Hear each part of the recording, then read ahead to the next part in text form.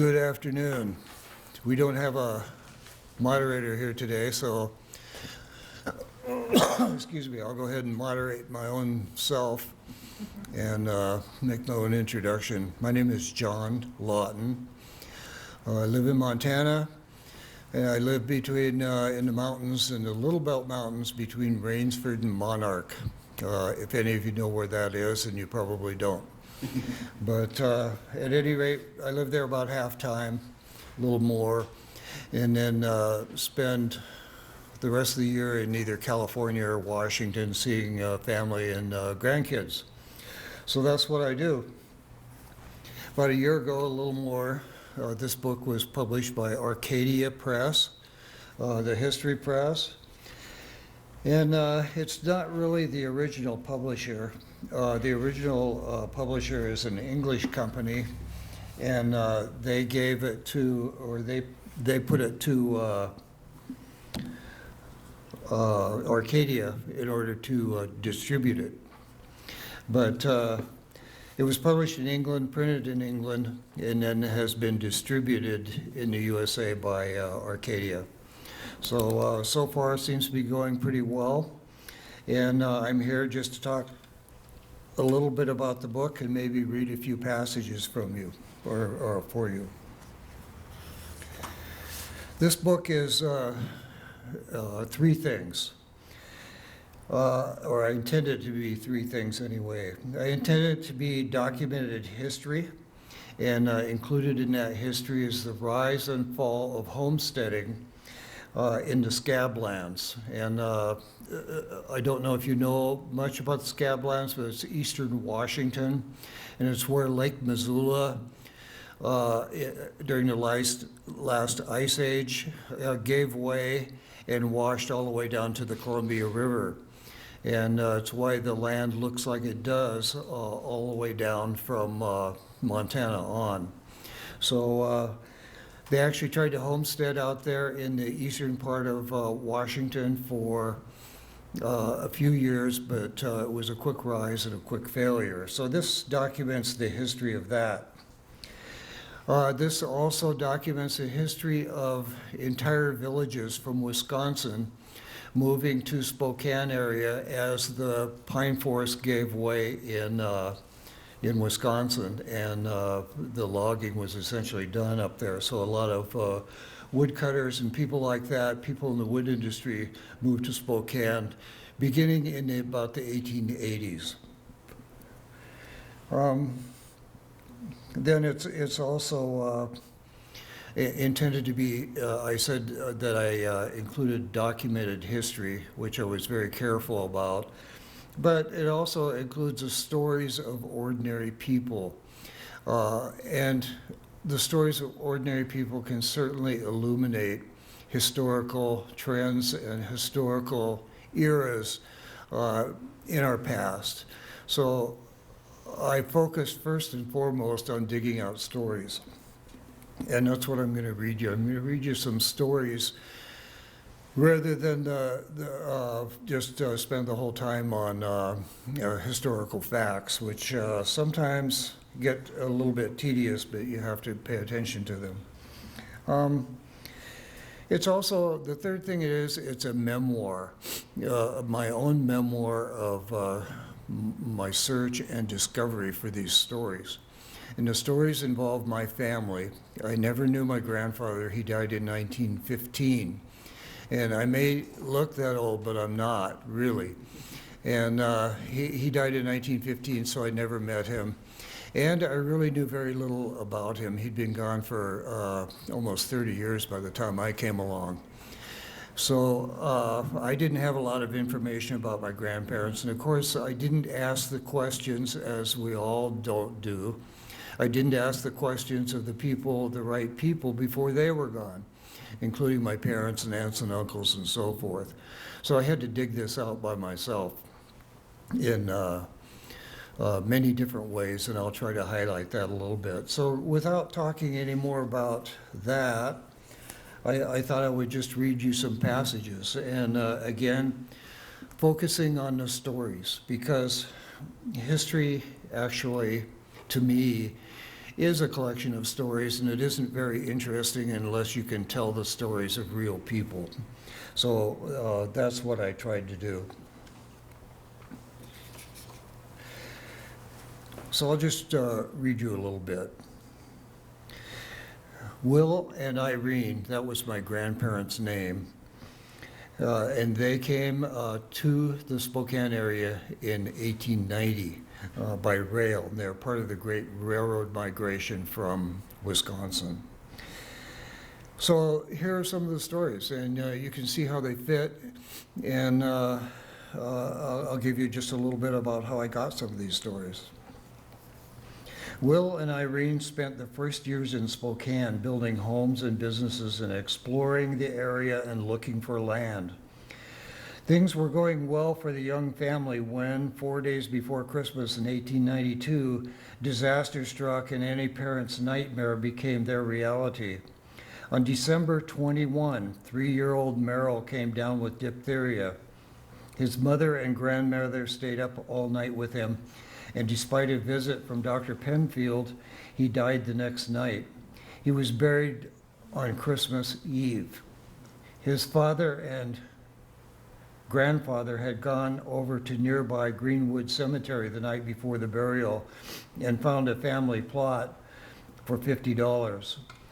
Then Rosa May, just past 4 months of age, fell sick the next day after Christmas. She died 2 days later and was buried next to Merrill on the 29th.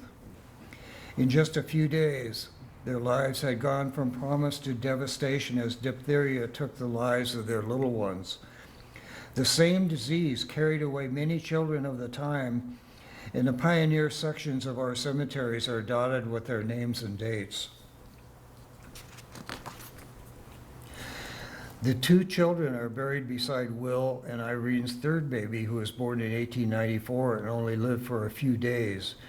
For the third time, their grandfather Jay had to make the sad trek downtown for shroud, coffin, and funeral arrangements. The 3 little graves are marked by simple stones and are among the earliest at Greenwood. On the west side of the city, the cemetery is a quiet and peaceful place, cool, green, and deeply shaded by towering pines and other old trees. Many of the families who came from Wisconsin are buried in the same plot or nearby. Not far away are many other early Spokane residents, such as Gary, chief of the Spokane Indians, and Jimmy Durkin, a legendary saloon keeper. 20 years later, the memory was still heavy on Will's heart as he wrote to Irene from Portland, where he had gone to paint and decorate a new hotel on the edge of downtown. And here's what he had to say. Today is decoration day, and you ought to see the flowers.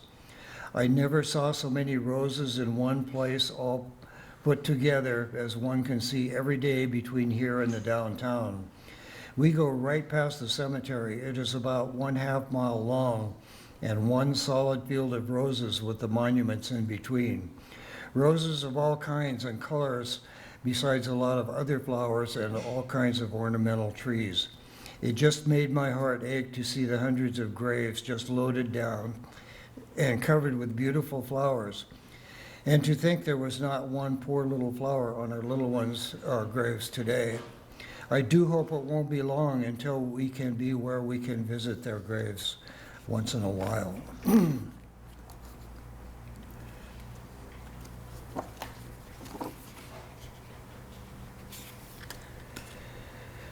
I got that from a letter that my grandfather wrote to my grandmother, and I also got a lot of the information about what happened with the babies from my great-grandfather's diaries. And then I went to the cemetery and got a lot of information there. And if you're into historical research about people and looking for stories, you will spend a lot of time in cemeteries. And that's not as bad as it sounds. It becomes very interesting after a while. And some of you have probably done exactly that. So here's a passage later in the book that carries on the same story.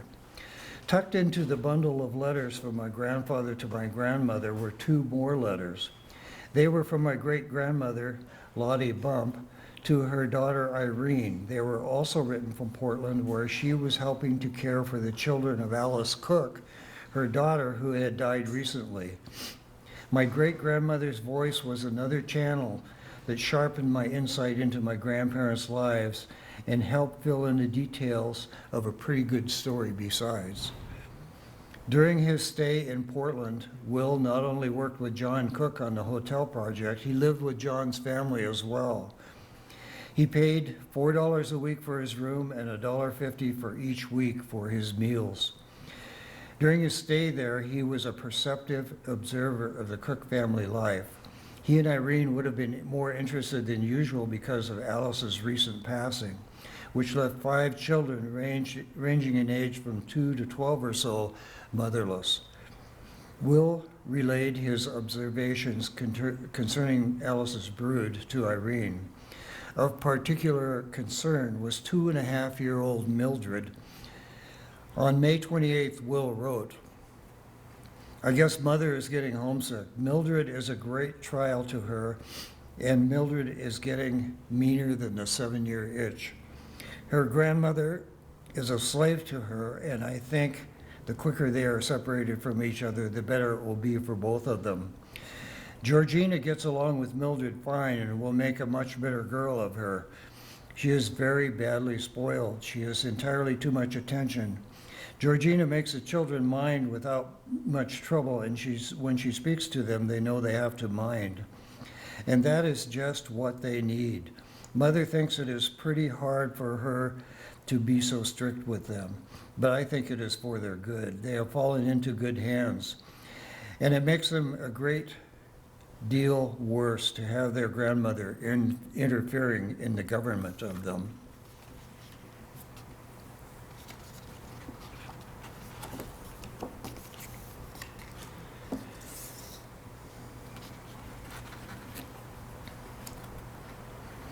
So he lived with the Cook family during the construction of this hotel, sent back observations about Mildred and so forth. The only problem when I was doing the research is that I didn't know really who the Cook family were, except in the very sketchiest of details.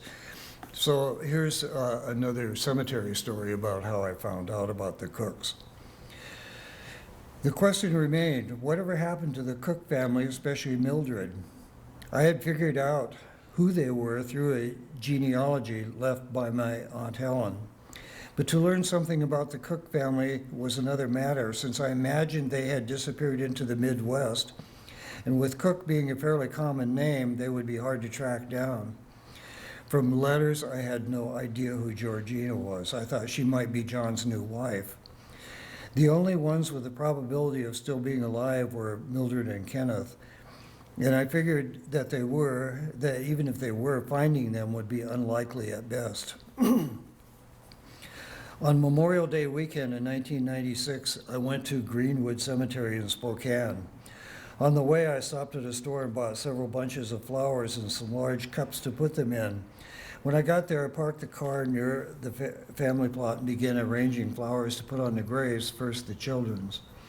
I was inspired to do this by the poignant lines in the May 30, 1912 letter about the little ones' graves having no flowers. By the way, I do this every Memorial Day since. When I was finished, I began to look around because I had an idea there might be others, some related families nearby, but I didn't know who or where.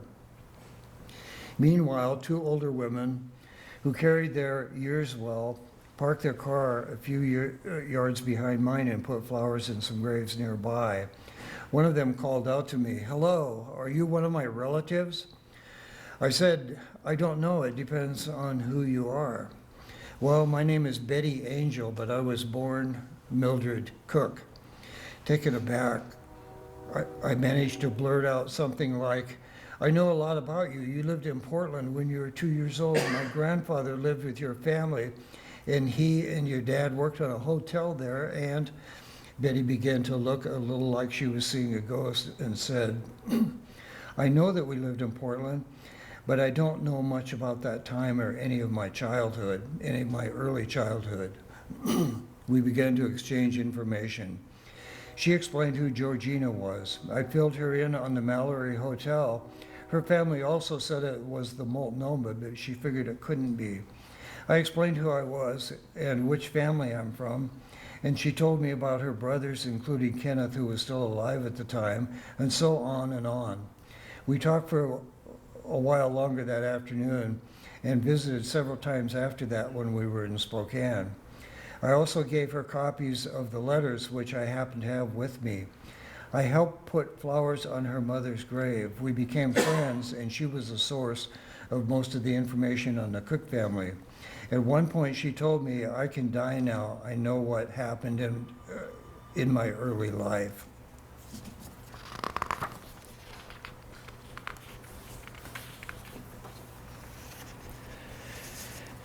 So, talking about research and objective research, that wasn't too objective, the way that happened.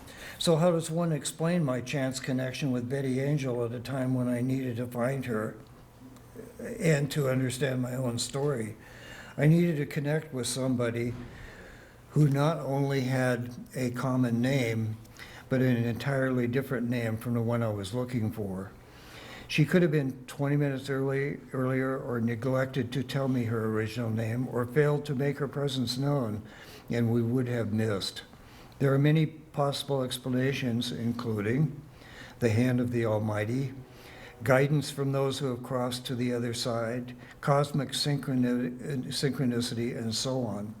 The only evidence for any of this is that these kinds of things seem to happen from time to time, regardless of one's religious faith or belief. They happen in the lives of people of many different faiths or of no faith at all. In this journey, there were other such coincidences, including finding my grandfather's letter in the first place and finding myself a regular guest of the hotel he worked on. So what am I to conclude? I guess I'm content to humbly accept the fact that such things happened, that I have benefited greatly from them, and that it is still a mystery I will never be able to explain, at least not in this lifetime. I am grateful for these experiences, but not arrogant enough to claim that I know exactly how or why they happen. I will leave that to others more spiritually attuned or deeply grounded in faith than I.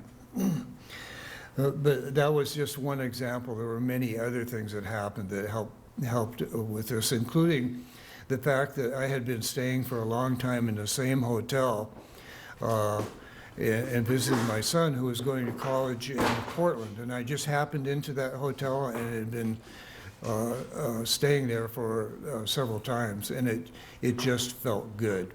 And in the book, I say that when I finally figured it out that I was staying in the very hotel I was trying to research and write about, and we didn't have the name at first, that took some digging. But when I found that out, I felt like my wife's, Carol's uncle. He visited us in Washington, D.C. at one time when we were going to college there. And he was driving down Pennsylvania Avenue. He hollered to a cabbie who had his window down right next to him and said, "Hey, where's Pennsylvania Avenue?" And the cabbie hollered back at him, "Who's buried in Grant's tomb?" So that's a little bit how I felt. So anyway, that's an example of the kind of story, and you know, what I tried to do is weave those stories throughout the book and interlace them with the history and with my memoir of my experiences and how this happened. So I hope that gives you a little bit of flavor of it. And just to give you a little flavor for the rest of the book, I'll read a couple more passages. After my grandfather died when my dad was 7, and when he died, he had built up a homestead and a set of businesses in the Scablands, and those sort of fell apart after he died. And of course, the whole area is virtually vacant now. That homesteading period came to an end, and the people really were all forced out. So I tell that whole story and give you the economic reasons and so forth why all that happened. But I'm not going to cover that right now. But my dad, when he was 12 years old, the place was falling by the wayside. He had to go out herding sheep as a 14-year-old. He spent his 15th birthday in the mountains alone with 2,000 sheep, and which to me is almost unimaginable today, a 14-year-old doing something like that. So I did an oral history with my dad before he died, and he gave me a lot of stories. So I'll share a couple of those with you. And that whole sheep herding, he did this for 3 years, stayed out of school and then went back to school 3 years later to high school. So he had a lot of adventures during that time. And that's about a third of the book. And the continuity is that this whole homesteading, it was kind of a scam in a way from the railroads and the government. This whole homesteading thing came to an end, and the consequences were severe for a lot of families. And for his family, the family split up and scattered. It had been a closely knit, multi-generation family before, but those days were over. So he went herding sheep by himself in the mountains in order to survive. And so that's the continuity with the settlement of Spokane, the homesteading story, and then finally what happened to him as he had to leave the family property and go out by himself. And my grandmother ended up selling the place. And now it's part of a cattle ranch used only for grazing. So that's the thread of the story, but lots of interesting things happened in between. So I'll give you a couple of sheep herding stories. There might be a bad word in here too, so cover your ears. The journey with the band of sheep, and the other connection here is that the sheep herding story, the 2,000 sheep had to make it from the Channel Scablands into the Selway Bitterroot of Idaho. So it gives you another take on what the Scablands were like back in the 1920s. Their journey with the band of sheep began in the rough terrain of the Channel Scablands of eastern Washington. Then Walt and his fellow travelers came out of the Scab Rock into the fertile rolling hills of the Palouse country, one of the most productive wheat growing areas in the world. Finally, they dropped down into Lewiston, Idaho, near the confluence of the Snake and Clearwater rivers, crossed that threshold, and began the rise through the dry plateaus and foothills of the Bitterroot Mountains and on into the Selway wilderness. This large group of animals, with a small complement of keepers, mostly traversed unpaved county roads and a few sheep trails on the journey. Then, even as today, in the Mountain West, there was a high level of tolerance for bands of sheep and cattle driven to greener pastures. But there were exceptions. In a brief encounter, they would soon contend with the only woman they would meet for the next several months. In any large-scale movement of cattle and sheep, there are times when animals stray into fields and pastures, when there are gaps or breaks in the fencing or where fences do not exist. Herders are quick to get them back with the main herd, but with a large number of animals on the move, it is not always possible to control them as completely as one would like. Early in the drive, the band of sheep passed by a farm near the dusty settlement of Winona in southeastern Washington, when some of their animals wandered off into a farmer's field. A girl in her late teens came off the farmhouse porch with a .30-30 lever action rifle resting in the crook of her arm, and confronted the herder on the edge of the road. "Get them sheep off our property or I'm going to shoot your dog," she said. Bob replied, "You shoot a dog and I'll stick that rifle up your ass." "Maybe," she said, "but you won't stick it up my daddy's ass." Well, by damn, I will. I'll shove it up his ass too. So Walt, the young helper, whose upbringing and sensibilities would not allow him to countenance such talk, at least in mixed company, interjected, "Come on, Bob, you're talking to a girl." Pete, the camp tender, sat in the wagon holding the horse's reins and watched with mild amusement. Walt and the dogs began to retrieve the wayward sheep. Bob and the girl stood down, and the herd moved on down the road. Walt said he often thought about the young woman and felt bad about the encounter for a long time. Okay, I have one more little adventure. There are a lot of these great little stories on this sheep herding trip, and they were fun to research and fun to write.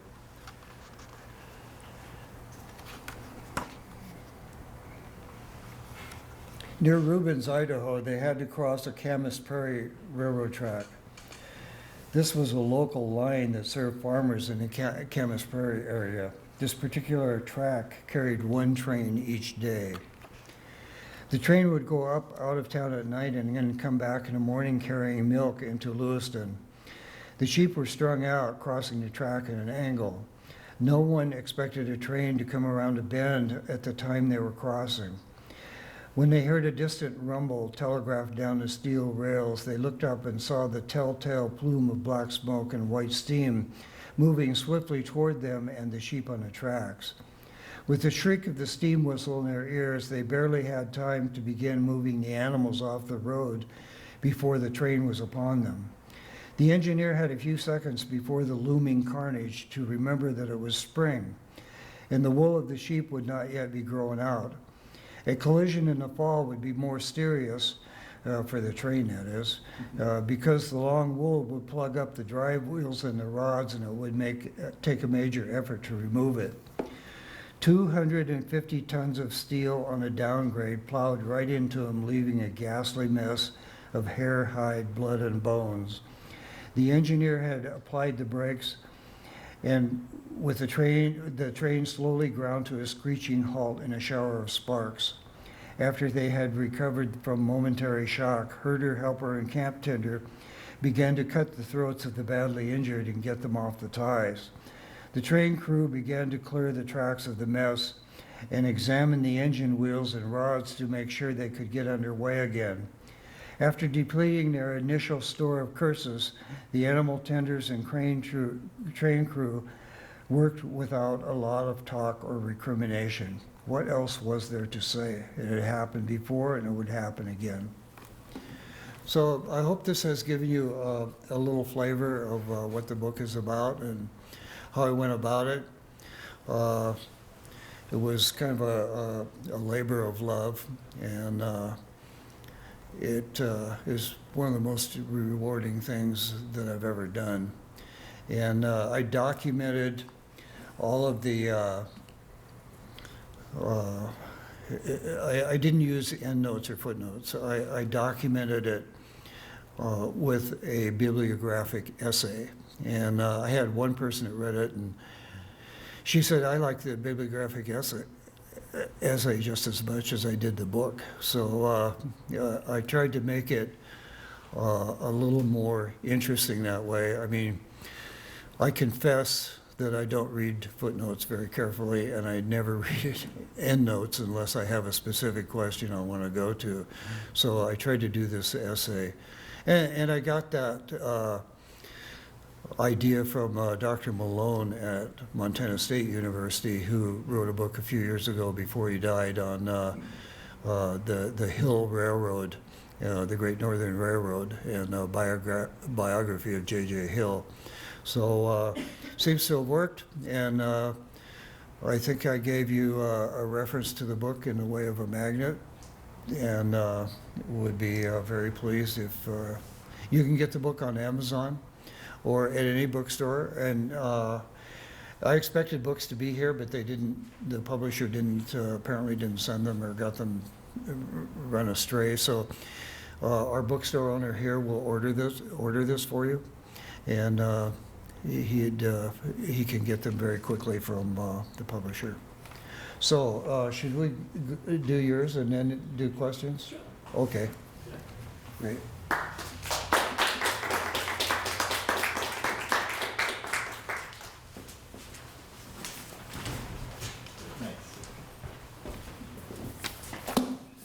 Oh, man.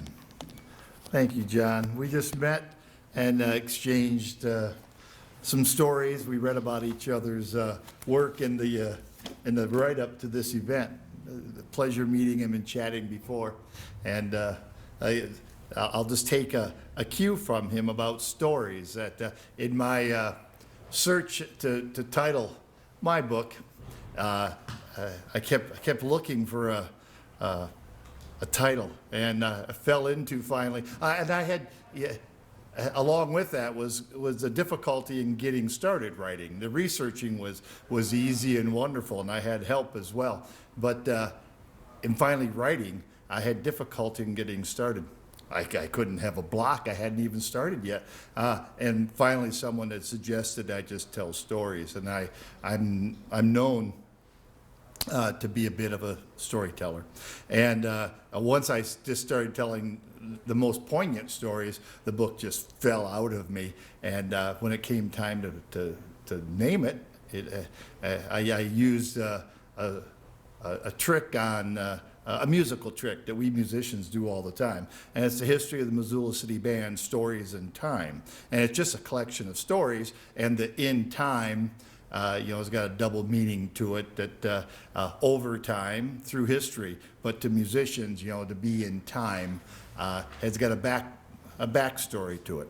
So I'll take off on just telling stories. I'm Gary Gillett, and I know many of you. I have the advantage of being a local boy, or at least adopted local boy. I've been here in Missoula since the birth of my younger son, which was in '87. But I'm originally from Detroit. It's not my fault. That's where my folks were from. And after the war, they went down to Detroit and carved out a living working for Ma Bell. And I grew up in the Detroit metropolitan area. I lived through the riots of '67. So those of you that are my age or more remember those nasty summers of riots in inner cities. And I lived through that. I saw my dad locked into the Bell telephone office down the city, because during riots you kept police going and health ambulances, and they kept phone lines open. So they locked my dad in a switch house, and I was just old enough. I was 14. I thought for sure I'd lost my father, and I think that soured me on Detroit.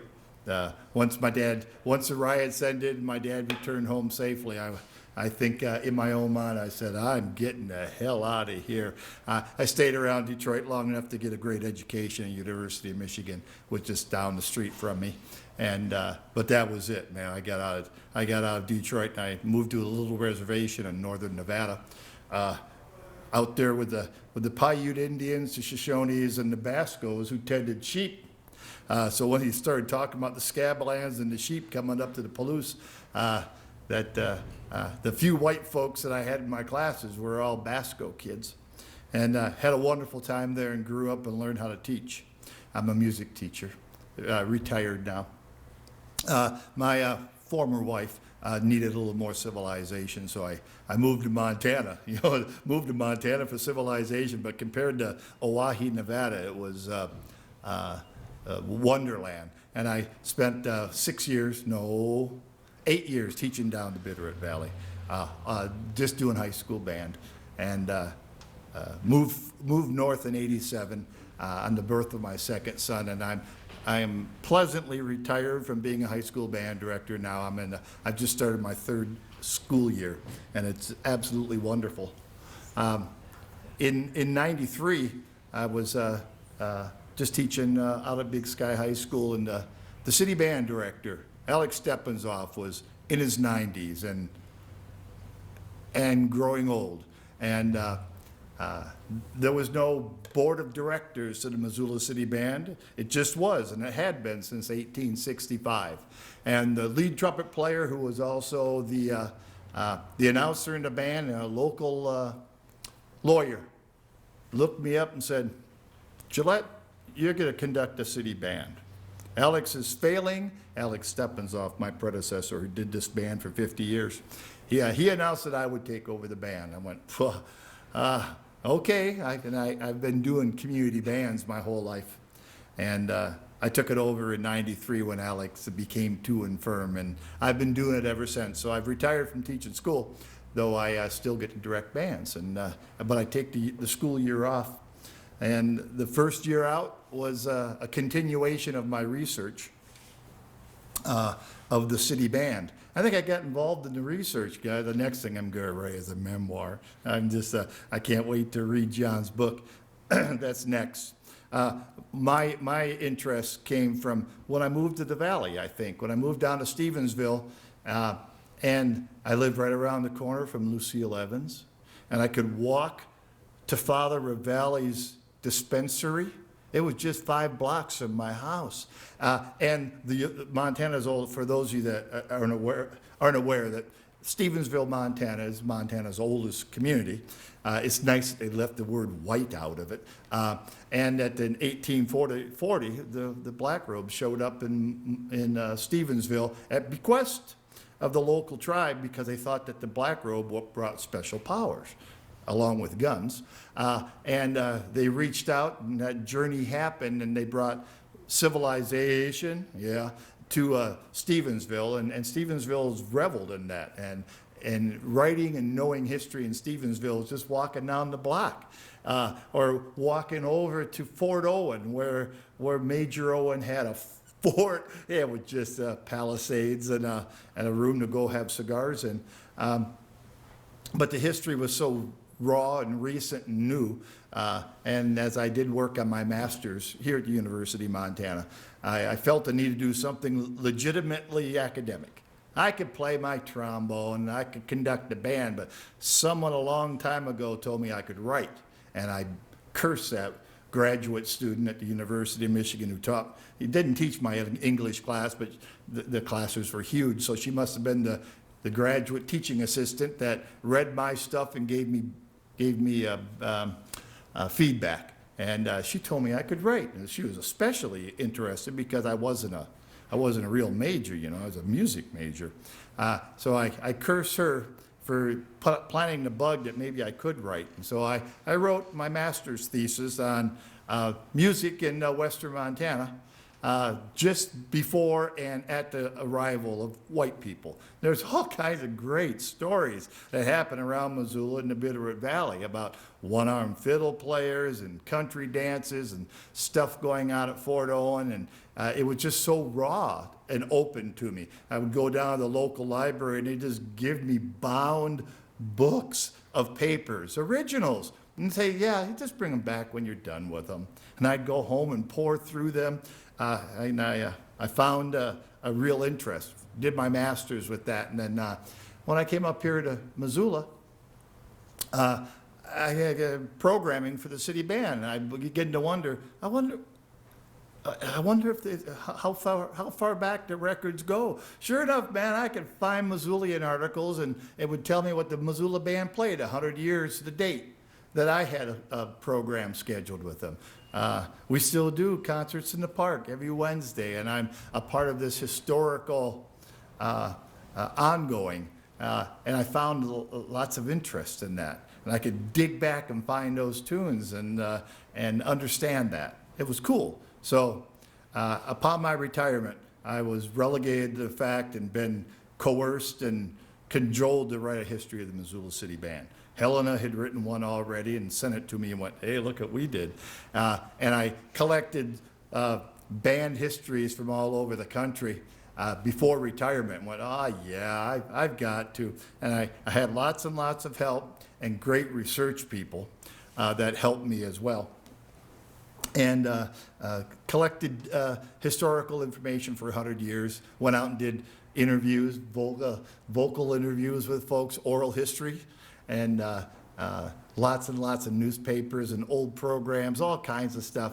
And then after a rough start writing, I finally got to it. And the book came out this June. We had a concert and a book opening and all that, and it's available here at Shakespeare and Company, or on Amazon, or my publisher is Stony Dale Press, which is Dale Burke out of Stevensville. He was a band parent of mine when I taught down there. So I was mentored along graciously, and carry the history of the Missoula City Band from its beginning, just 5 years after the little settlement out Grant Creek, and the goings-on at the beginning of Missoula through present time.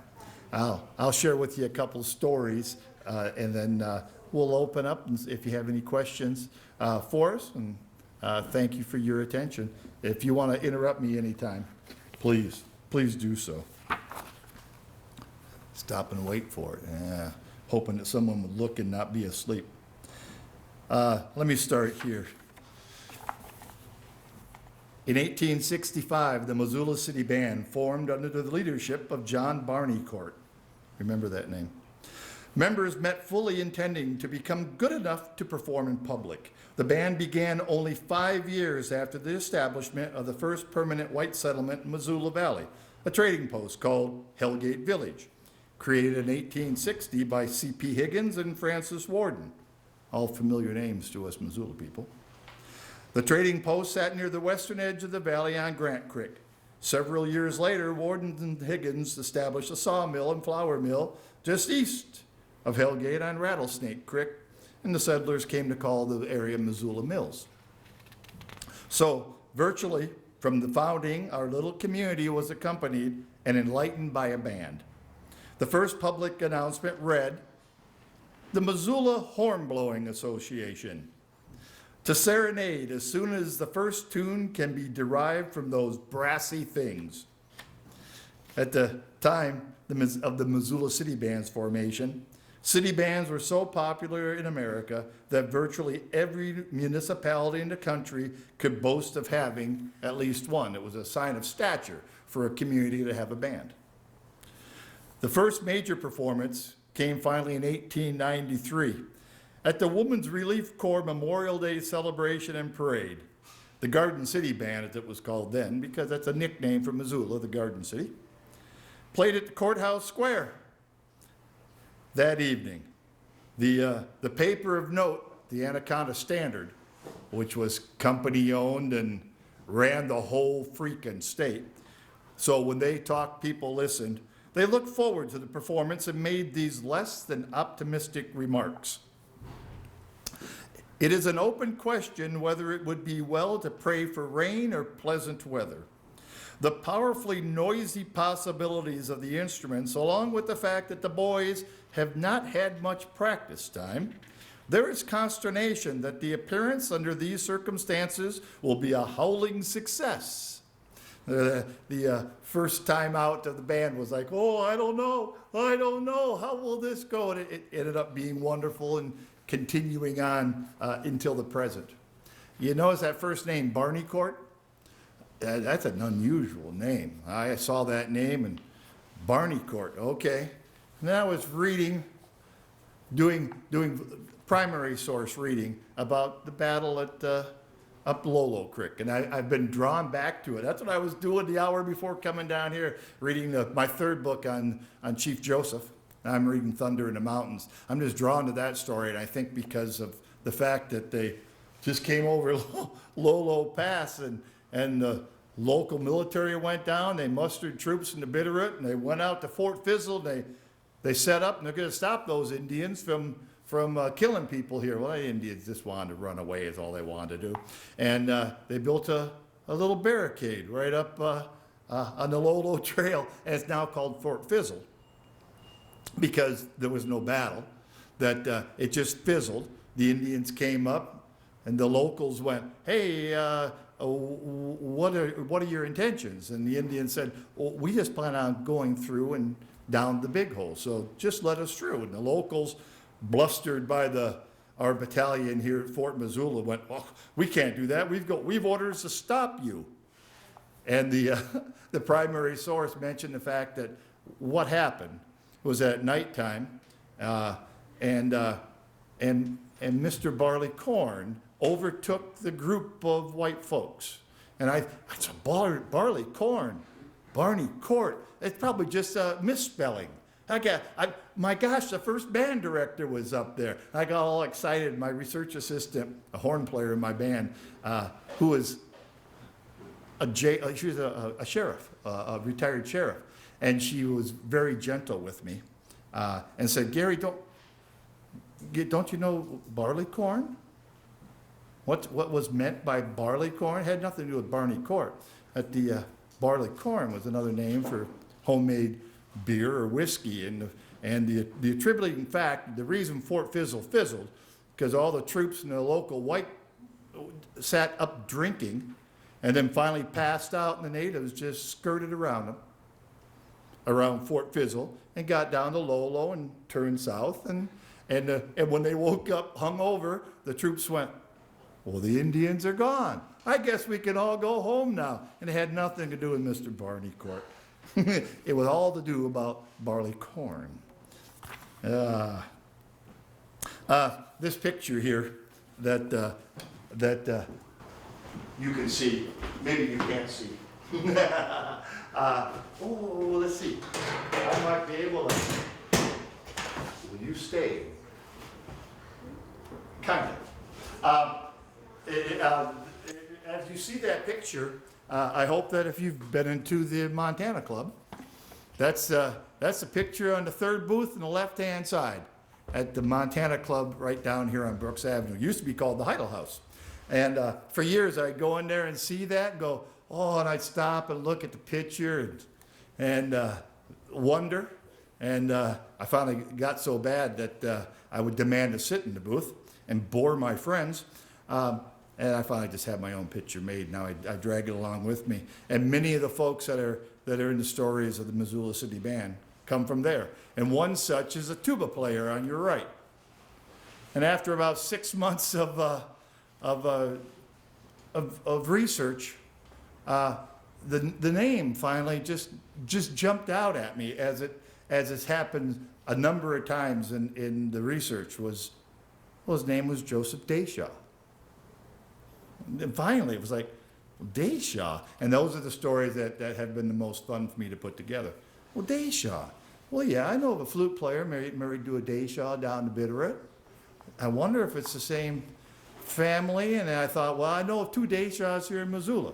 I know of one who's a staunch Republican, county attorney. No, he's head of the Republican Party here in town. And I happen to swing the other way, so I thought, well, maybe wait, there's a judge, Dusty Dayshaw. And I called his office, and they were very off-putting. Didn't know me and wondered about my connection. And she said, well, just a second, I'll talk to the judge. He's in his chambers. And and then the phone got answered, and this gentleman was grousing through his papers. He says, oh my gosh, what do you know about my, and it was, his uncle. And the Dayshaw story took off for me. He was so proud to share his family history. 3 brothers from Canada, the Dayshaw boys, came over about, 1860, came down from Canada and settled here in Missoula. And now his father was one of the brothers. This is one of the other brothers, and this is a son of the other brothers that emigrated down, the son of the singing blacksmith. And by the time that this boy was 12, he was in the first boys band, and within 3 months, he was no longer in the boys band. Joseph was in the Missoula City Band. It just led me to believe that the city band didn't have a tuba player, and they needed him badly. And for his entire adolescent life, Joseph played in the Missoula City Band. And it's passed down to his relatives who still live here in town. And let me share a little story about Joseph. He was farsighted, had Coke bottle glasses, and was marching a parade. Oh my gosh. Right here. Hot damn. Marching a parade. This fella took a look and went, oh yeah, hell yeah, just before the bridge. So they would occasionally march. And this wonderful story came up as they came down Brooks Avenue, came down Higgins, then called, and they're planning on going over the bridge. What was the year? For this is good. So Larry Daly told this story, and the actual parade took place about 1912. Larry Daly was an old-time band member, and shared this story in a Missoulian article in 1960. There's a great story about Joe took a wrong turn during the parade and went solo. Some years back, we were playing a 4th of July parade formed on South 6th Street. Right down here. The bass horn player was a front line, left-hand corner. Joe wore glasses with very thick lenses and had to read music at close range. As the band approached the Higgins Avenue Bridge, right there, Joe swung left instead of continuing on the bridge, and suddenly I saw him marching away on South 3rd Street, all alone, pumping his horn for all it was worth. There was nothing for me to do but break rank and take off after him. Someone got the band stopped, but not before I got Joe. He played a one-man band for close to 100 yards, marching right down here. The rest of the band, gosh, it was right here in the front window. That's too good. And those are the kinds of circumstantial things. I'm not a spiritual man either. And how or why things happen the way they happen, it's just so much fun to all of a sudden have these stories bounce up, like the one when I walked into the Montana Club with a colleague for a cocktail after work, and she stopped. This is Nancy Labby, if any of you know her. She's a choir teacher at Big Sky High School, a colleague of mine at the time. And she stopped and went, "I got relatives in that picture." And I said, "The hell you do?" There's 3 of her relatives in that picture. And before the end of the night, I had 3 pictures that I ended up publishing in the book from her family archives. The father and 2 of his sons were all musicians in the Missoula City Band, and they were Stolls, S-T-O-L-L, not Stalls, Stolls. And they left they left Northern Europe, where they, with a family for hundreds of years, had tended a castle. And they found the work to be rather cold and miserable and hard. And a sister had moved to Wisconsin, followed the sister, came to wanting to find mountains, and Joseph Stoll went, "I'm going to move to Montana." Lucky thing for us, he was a horn player and joined up with the kids here in the Missoula City Band, and then brought his boys along. And I have great documentation about him.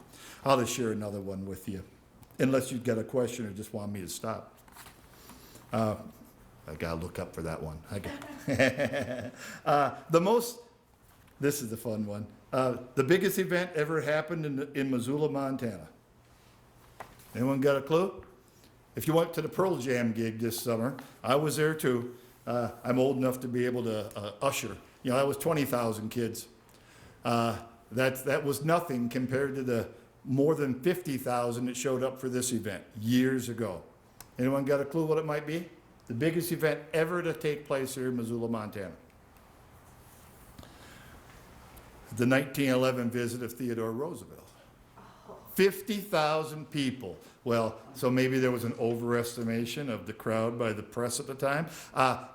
People were hanging everywhere. He had already finished being president. He'd been down to Panama and getting ready for the Panama Canal and kicking himself for making the pledge that he wouldn't run for another term. Well, he was out of office and thinking, I'm going to parlay this into another term under the Bull Moose Party. It didn't work out, but he was here in Missoula, Montana, and there's a great picture of him at the railroad station, right up Higgins Avenue, at the NP. The Daily Missoulian reported of Roosevelt's visit in the bold headline, "Missoula Band enlivens." As the time for the former president's arrival drew near, the Missoula Band struck up some lively music under the director Gustav Fischer's baton. He also starred in Missoula Symphony, but I've been unable to convince the local symphony poobahs to believe it. I'll start anew when we get a new director. Everyone marked time in little spurts. The crowd cheered and applauded. Women brought forth silken flags and waved them in the cool breeze. Roosevelt's train pulled into the Northern Pacific Railroad station just after 6 a.m. He was unaware of the schedule change and was surprised to find thousands of Missoulians eager to meet their hero. He quickly dressed and within a half an hour presented himself to the adoring public. Smiling his famous toothy grin, which increased with apparent pleasure as he saw the extent of the crowd, Colonel Roosevelt emerged through the train door, hat in hand. He sniffed the cool morning air as though it were a boon to his bigger frame. He bowed right and left to the throng of admirers, descended to the platform with quick, decisive steps, and was ushered through the line of police and special officers to the waiting automobiles. He was to be the guest of honor and grand marshal of his own parade. Once the colonel sat in the car, the band marched away, playing a lively tune, and the soldiers fell in line. Well, the parade, that's the kind of parade I love to march in. The parade only went from the NP station to the Florence Hotel. It's about 3 blocks. Hot dang. And when the parade came to an end, the band, of course, struck up Ruffles and Flourishes. And we recreated that this summer with the opening of the book, and the Missoula City Band had our trumpet players play Ruffles and Flourishes, which is the official welcoming for any president or past president. It goes bum ba da dum ba da da. Dum ba da dum ba da da. Gotta do it 4 times. Yum ba dum ba da yum ba dum ba da. Gotta do it 4 times. That's what tradition is. And then the rest of the band joins in. Dum bum ba dee dum ba dum ba dee ba da. And President Roosevelt got out of the car and walked into the Florence Hotel. He had a whirlwind visit while he was here. And the single biggest event ever had happened in Missoula's history. And the Missoula City Band was part of it. We started getting funding from the city of Missoula in 1926, and we're the only band left in Montana getting any kind of civic donation to our cause. That's because we continue to harass our wonderfully fat mayor and city council for a slight contribution. Each year, we do other fundraising as well, and we have benevolent folks, and I'm working on a corporate thing right now. Not selling out, but them offering to assist us. We've managed to stay on the city's good graces, and every Wednesday all summer long we present free concerts to the public at Bonner Park Band Shell, and we'll continue to do so for years and years and years.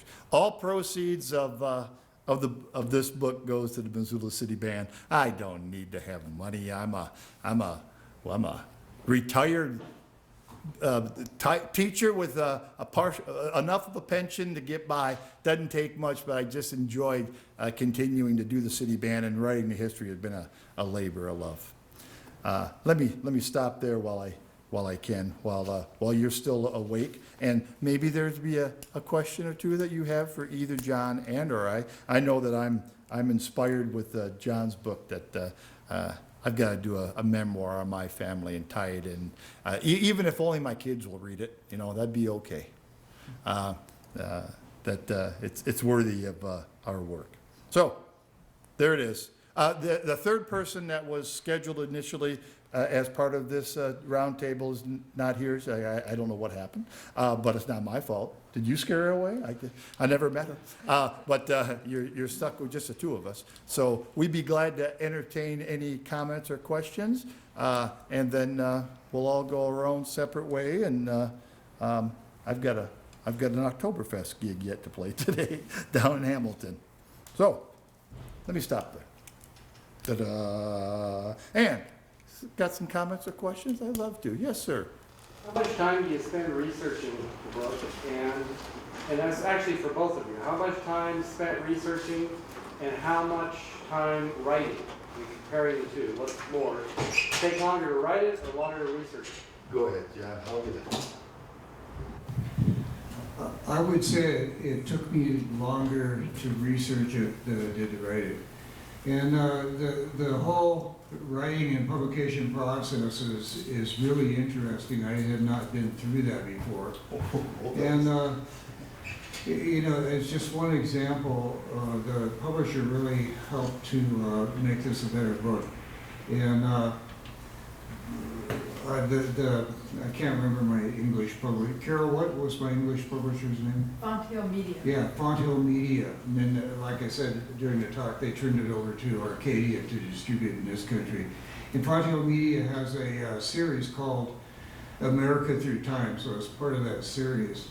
And they were in touch with me, and the editor kept telling me in our negotiations on our contract, he said, he kept putting in a number of something like 185 pictures. I said, what? I have 27 pictures, I was lucky to get that. And he didn't, I wrote that back to him, and he just ignored it, and he kept putting in the number of 185 pictures or whatever it was. And so he got me to thinking, you know, I did have a picture archive, and I didn't really know what a lot of these pictures were, but I managed through studying photographs and visiting historic societies, I came up with over 100 historic pictures that have never been published before. And if you look at a picture long enough, I discovered, you will eventually figure out what it's about. And when you combine that with other information, so pictures were a very big source for me and added a great deal of time to the research process. But they really give you a chance to tell the story twice, because you can tell it in pictures and captions once, and then in narrative for the rest of it. So it was very important, and they were very happy when I came up with a number, and it all worked out. So I'd probably say 2 to 1 research as opposed to writing. And both John and I have some similarities there. This is the first time I've undertaken a book, and it was just so enlightening. I had no idea what the hell I was doing. And I was just lucky enough to have a mentor in my publisher, and Dale Burke publishes mostly outdoors books down the Bitterroot. Well, I had his kids in band when I taught down there, and when I was starting to think that I could maybe write a book, I met with Dale, and for his advice. I took a class from him through Stevensville Adult Education back in the, I don't know, I taught down there in the 80s, so it must have been during the 80s. And we had a wonderful time, got to know each other. And so when we met again, I was just asking for advice, and before the meeting ended, it was obvious that he could be my publisher. I had no idea. So I asked him. He went, I'd love to, Gary. And my story is simply, I did the research for a year, and I wrote for a year. It took a whole year of delving through, though year plus, because I've been researching the city band for the last 10 years during the summertime. So serious research for a whole year, and including the oral histories and running the Helena, because of the Historical Society at Helena is just so valuable, and hanging out at the Audra Brauman room at our local library, and getting started writing. And then I was wise enough that for my master's, I didn't have an editor. And midway through the process, one of my graduate advisors suggested I get an editor, and I was just blustered. This is my work. I can write, I can do my own editing. I just suffered through it. And so this time around, I got 3 editors.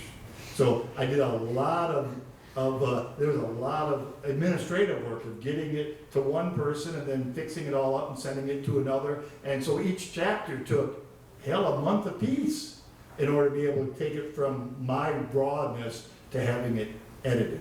And then finally subjected to my publisher, who made a few revisions as well, and then the publishing and all that. But, Probably a 2-to-1 when you took a look at it. Yeah. I would just add one thing. You know, I did a lot of things that are easier now. Back in the 90s or early 2000s, I took a trip to Washington, D.C. to sit in the archives and go through my grandfather's homestead file.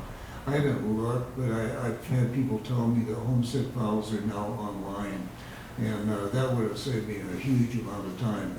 And if you're ever doing this kind of historical research, homestead files are wonderful because they contain a lot of personal information in addition to the actual farming and homesteading details about people's health, what they're doing, and it gives you a lot of data to be able to put together the stories. So I could do it a lot faster now because with the advent of the internet and the explosion of information, you can get a whole lot more over your kitchen table than getting on an airplane going to Washington, D.C. Newspapers.com now have got all of these old Missoulian articles all there for like $15 a year or something like that. Yeah, I think I damaged my eyes looking at microfilm. And now you don't have to do that. But we have a skill. Yeah. Any other questions or comments? We don't have to stay till 3:45. I won't hold you to the bell rings. This is the whole, oh, please. I'm curious, your story is very specific to a rather small part of the West and Wisconsin.